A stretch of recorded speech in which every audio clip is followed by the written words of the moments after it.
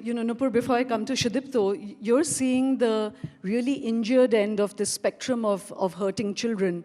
So give us some insight that when you're dealing with parents and with children who've actually finally come to you for help, dive deeper also from what Abha is saying, which is a societal level, what's going on. One of the first things that we get to see in our practice is how young people really struggle with being taken seriously.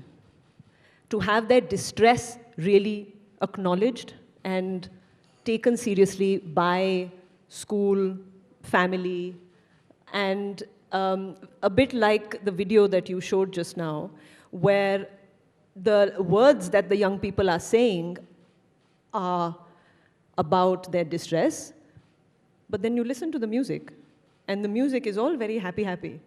Yeah. And I wanted that disjunction to show. And that is the disjunct about the facade that has to be on the outside and the internal experience. Whether it's family or schools or institutions, we don't really know what to do with distress. And there is a wish, a fantasy that we can medicalize it and that a pill will help us will help to make us feel better. That's not how it works. So what works? If you were to give us just one lever that everyone should have, what would that be? I'm going to actually connect to what Pranavi just said, which was to acknowledge that it's there.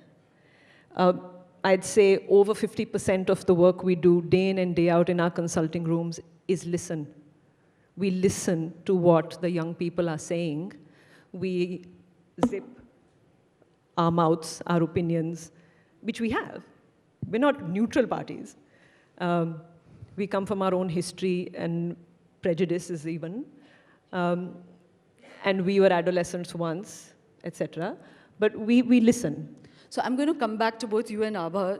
You've mentioned listening, and Abha also has an idea of the kind of parenting that over all these years she feels that one really needs to do. I'm going to come back to both of you. Sudipto, I wanted to pull you in here that you've been a parent that's now seen both your children go through a journey of suffering.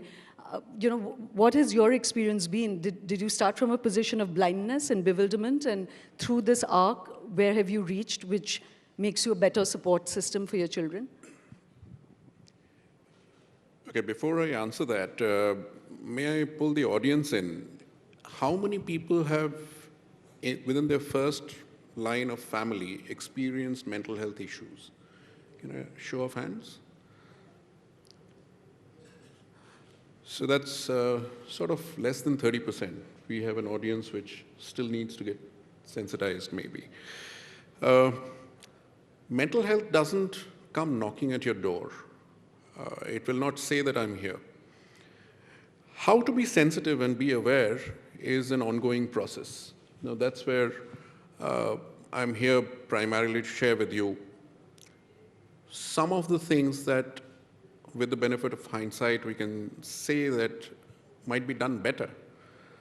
One of the first things that I would like to say is to allow children to remain children. How do we do that? It's such a simple thing to say, but it's a complex thing to live. Do you give them aspirations? Well, you do, but don't pin the future on them. Now, that's complicating matters. Do you say that, tomorrow you will have a career and go and score? We saw the video, some 99%, etc. people are saying. Maybe it's not a good idea. If your child is willing to take that, go ahead and do it. But if your child is not willing, so listen.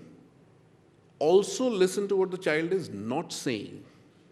I think that's something that we have learned the hard way. You have to be able to listen to what the child is not saying as well. Very often, the child is not saying what the issue is.